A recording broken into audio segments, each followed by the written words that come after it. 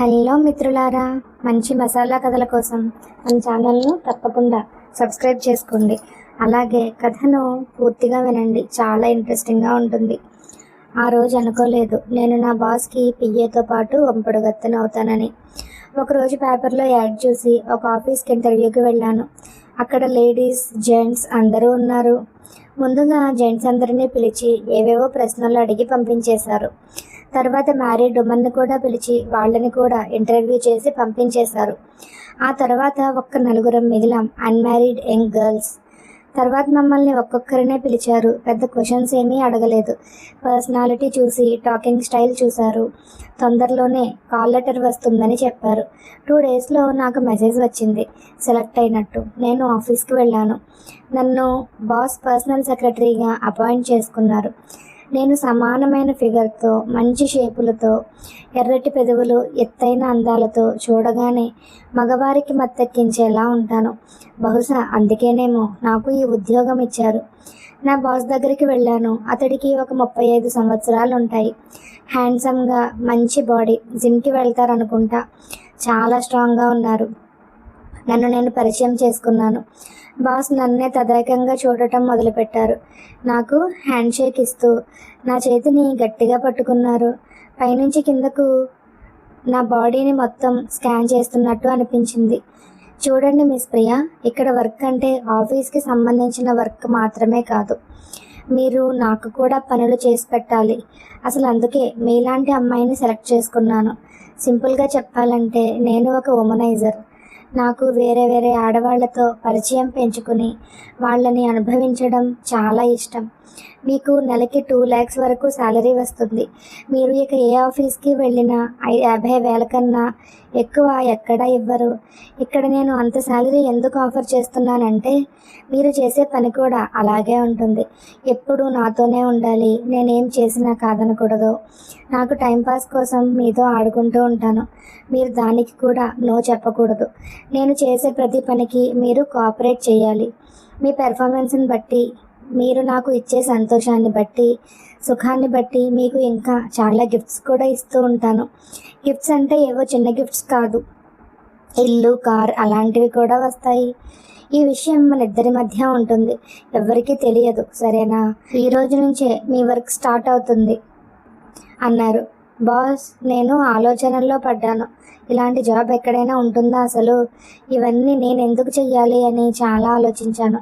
కానీ 2 lakhs salary, ఆయన చెప్పిన గిఫ్ట్స్ అవన్నీ తలుచుకుంటే నాకు ఈ జాబ్ను మొదలుబుద్ధి కావటం లేదు.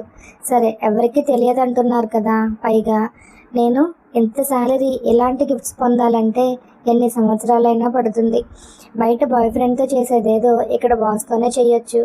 బాస్ కూడా బాగానే ఉన్నాడు, పర్లేదు అనుకుని జాయిన్ అయిపోయాను. ఆ రోజు నుంచి మొదలైంది బాస్కి నాకు మధ్య వ్యవహారం. బాస్ ఎప్పుడు నన్ను పక్కనే ఉంచుకునేవారు. ఆయన, నేను ఎదురుగా ఉండేవాళ్ళం. ఎప్పుడు ఆయన చూపులు నన్ను స్కాన్ చేస్తూ ఉండేవి. నేను జీన్స్ ప్యాంట్ వేసుకుంటే నా షర్ట్ 2 బటన్స్ తీసేయమని చెప్పేవారు. నా షర్ట్ లోపలి అందాలు ఆయనకు కనిపించేలా ఆయన పని చురుకుగా చేసేవారు. అలాగే నన్ను కూడా ఎప్పుడు చూస్తూ ఆయన చూపులతో నాకు మత్తెక్కిస్తూ ఉండేవారు. ఒకసారి ఏదో పని ఉన్నట్టు ప్రియా కమ్ హియర్ అనేవారు. నేను దగ్గరికి వెళ్ళగానే నన్ను నడుం మీద చెయ్యి వేసి దగ్గరికి లాక్కునేవారు. ఆయన కుర్చీలో కూర్చుని ఉండేవారు. నేను ఆయన ఎదురుగా నిలబడి ఉండేదాన్ని. ఆయన 2 కాళ్ళు వెడల్పు చేసి ఆ కాళ్ళ మధ్యలో నన్ను నిలబెట్టేవారు. నా అందాలను ఒక్కొక్కసారి షర్ట్ పైనుంచి, ఒక్కొక్కసారి షర్ట్ తీసేసి తన పెదవులతో తడిమేవారు. ముద్దుల వర్షం కురిపించేవారు. నన్ను స్కర్ట్స్ వేసుకోమని చెప్పేవారు.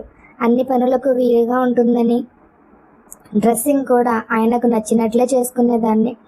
ఆయన రూమ్లోకి వెళ్ళిన తర్వాత నాకు బట్టలతో పెద్దగా పని ఉండేది కాదు. రోజు మొత్తం మీద 1 గంట మాత్రం ఆఫీస్ వర్క్ ఉండేది. మిగతా టైం అంతా ఆయన పని. ఆయన రూమ్ చుట్టూ ఎవ్వరూ లేకుండా చూసుకునేవారు. ఎప్పుడు రూమ్ని లాక్ చేసి ఉంచేవాళ్ళం కాబట్టి ఎవరైనా వస్తారని భయం లేదు. ఇప్పుడు యథేచ్ఛగా, ఫ్రీగా ఆయన నాతో సరసాలాడుతూ ఉండేవారు. ఎప్పుడు ఆయన మాటలలో ప్రేమ చూపించేవారు కాదు. ఆయన పనితనం అంతా చేతులలోనే ఉండేది. అలా అని ఆఫీస్ పనులను ఎప్పుడు నిర్లక్ష్యం చేసేవారు కాదు. ఆయన దగ్గర జాయిన్ అయిన తర్వాత నేను ఎన్నో విషయాలు నేర్చుకున్నాను. ఆయనకు పెళ్లి కాలేదేమో అనుకున్నాను మొదట్లో, కానీ పెళ్ళయింది. ఆయన భార్య చాలా అందంగా ఉంటుంది. ఆవిడకు ఈ విషయాలేవీ తెలియకుండా జాగ్రత్త పడేవారు. బాస్ నన్ను చాలాసార్లు పార్టీలకు తీసుకువెళ్ళేవారు. ఒక్కోసారి వీకెండ్స్లో నన్ను ఆయన ఫామ్ హౌస్కు తీసుకెళ్లేవారు. మేమిద్దరం 2 days అక్కడే స్పెండ్ చేసేవాళ్ళం. ఆ 2 days నన్ను ఒక్క క్షణం కూడా వదిలిపెట్టేవారు కాదు. స్విమ్మింగ్ పూల్లో ఇద్దరం కలిసి స్నానం చేసేవాళ్ళం. ఇంకా రోజంతా ఒకరిని ఒకరం అంటి పెట్టుకుని ఉండేవాళ్ళం. అప్పుడప్పుడు ఆఫీస్లోనే పని కానిచ్చేవారు. సార్ ఇక్కడ అని నేను అడ్డు చెప్పబోతే, ఇది నా ఆఫీస్, నేను ఎక్కడ ఏం చేస్తున్నానో నాకు బాగా తెలుసు అనేవారు. 1 సంవత్సరం గడిచింది. మొదటిసారి ఆయనను కలిసిన రోజు నాకు చాలా భయం వేసింది. ఆయన నన్ను దగ్గరికి తీసుకోగానే నాలో టెన్షన్ వచ్చేసింది. డ్రెస్ తీసేసి ఆఫీస్ టేబుల్ పైనే నాతో ఆ పనిని చేశారు. ఆ రోజు నాకు చాలా టెన్షన్తో ఎంజాయ్ చేయలేకపోయాను.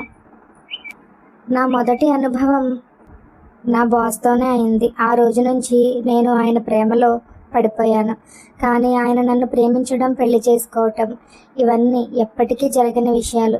మెడలో తాళి కట్టకపోయినా ఆయన నేను భర్తగానే అనుకుని ఆయనకు అన్ని రకాల సేవలు చేసేదాన్ని. ఆయన ఎప్పుడు ఏది అడిగినా కాదనేదాన్ని కాదు. ఆయన పొందులో నేను ఎంతో సుఖాన్ని అనుభవించేదాన్ని. ఆయన చేసే ప్రతి పనిని ఎంజాయ్ చేశాను. ఎప్పుడు ఆయన ఎదురుగానే ఉంటాను కాబట్టి ఎప్పుడు నా చూపులతో బంధించి ఉంచేదాన్ని. ఎప్పుడు నాతో ప్రేమగా మాట్లాడింది లేదు. ఆయన పని ఆయన చేసుకునేవారు. ఆయన ఆవేశం నా మీద తీర్చుకునేవారు.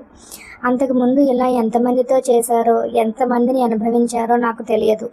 తెలుసుకోవాలని కూడా అనుకోలేదు. ఎందుకంటే ఆయన నా ఒక్కదాని సొంతం ఎప్పటికీ కారు కాబట్టి. ఆ మ్యాన్లీనెస్ నాకు చాలా నచ్చేది.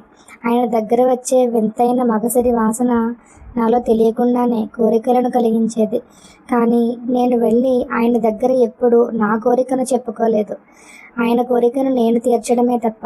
మేమిద్దరం రోజుకి 3 సార్లైనా ఆ పనిలో నిమగ్నం అయిపోయేవాళ్ళం. ఆయనకి ఎప్పుడు అడ్డు చెప్పేదాన్ని కాదు. ఎలా అంటే అలా చేసుకుపోయేదాన్ని. ఇష్టప్రకారం నడుచుకునేదాన్ని. ఆయనకు రకరకాల ఇష్టాలు ఉండేవి. ఒక్కోసారి నన్ను ఆక్రమించుకునేవారు. ఒక్కోసారి నన్ను తన మీదకు లాక్కునేవారు.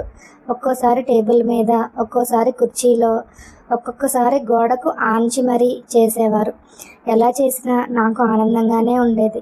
ఇలా 1-2 సంవత్సరాలు గడిచేసరికి నేను ₹1,00,00,000 వరకు బ్యాంక్ బ్యాలెన్స్ను సంపాదించగలిగాను. నాకు ఒక కారు కూడా కొనిచ్చారు. అంతా బాగానే ఉంది. కానీ నన్ను ఏ రోజు పనిలో నుంచి తీసేస్తారో తెలియదు. నన్ను ఎప్పుడు అదే ఆలోచన వెంటాడుతూ ఉండేది. ఎందుకంటే ఆయన మొదటి రోజే చెప్పారు, 3 సంవత్సరాల కంటే నేను ఎవరిని ఎక్కువ ఉంచుకోను, నాకు కొత్త కొత్త అనుభవాలు కావాలి, కొత్త మనుషులు కావాలి అని చెప్పారు. ఇంతకుముందు వచ్చిన వాళ్ళు ఆయనను ప్రేమించారో లేదో తెలియదు. కానీ నేను ఆయన ప్రేమలో పీకల వరకు మునిగిపోయాను. ఎప్పుడు ఆయన నన్ను వదిలేసిన నా దగ్గర ఉన్న డబ్బుతో ఏం చేసుకోవాలో కూడా తెలియదు నాకు.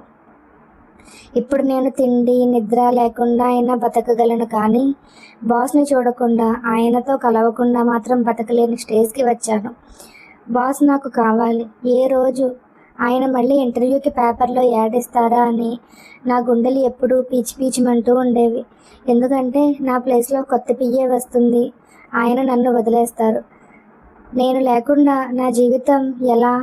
ఆ రోజు నన్ను ఆఫీస్లో నుంచి వెళ్ళిపోమన్న రోజు, నీ మీద నాకు మోజు తగ్గిపోయింది, ఇక నువ్వు నాకు అవసరం లేదు, నా ఆఫీస్ నుంచి వెళ్ళిపోమని చెప్పిన రోజు నేను బాస్ కాళ్ళ మీద పడి వేడుకున్నాను. సార్, ఇప్పుడు మిమ్మల్ని వదిలి వెళ్ళటం నా వల్ల కాదు. మీరు నాకు ఏమీ ఇవ్వద్దు. అలా అని నేను ఇంకో వ్యక్తిని పెళ్లి చేసుకోలేను. నా మనసు నిండా మీరే ఉన్నారు. మీరు నన్ను ప్రేమించాల్సిన అవసరం లేదు. ఎప్పుడైనా వారానికి ఒకసారి నా దగ్గరకు వచ్చి వెళుతూ ఉండండి చాలు. మీ పొందు నాకు కావాలి. మీ కలయిక లేనిదే నేను బ్రతకలేను. మీకు నేను అడిక్ట్ అయిపోయాను అని బ్రతిమలాడుకున్నాను. ఇప్పుడు నేను బాస్కి వంపుడు గత్తిగా మారిపోయాను. ఆయన వారానికి ఒకసారి నా దగ్గరకు వచ్చి వెళుతూ ఉంటారు. ఆయన వచ్చిన రోజు నాకు పండుగ. ఆయనను తనివి తీరా చూసుకొని మనసారా ఆయనతో సుఖాన్ని అనుభవించి ఆ తృప్తిని నా గుండెల్లో దాచుకుంటాను. మళ్ళీ ఎప్పుడు వస్తారు అని ఆయన రాక కోసం ఎదురు చూస్తూ ఉంటాను తప్ప ఆయనను నా కోసం రమ్మని శాసించే అధికారం నాకు లేదు. ఎందుకంటే ఆయన ఎప్పటికీ నా వాడే, కానీ నేను మాత్రం ఆయన సొంతం కాలేకపోయాను కాబట్టి.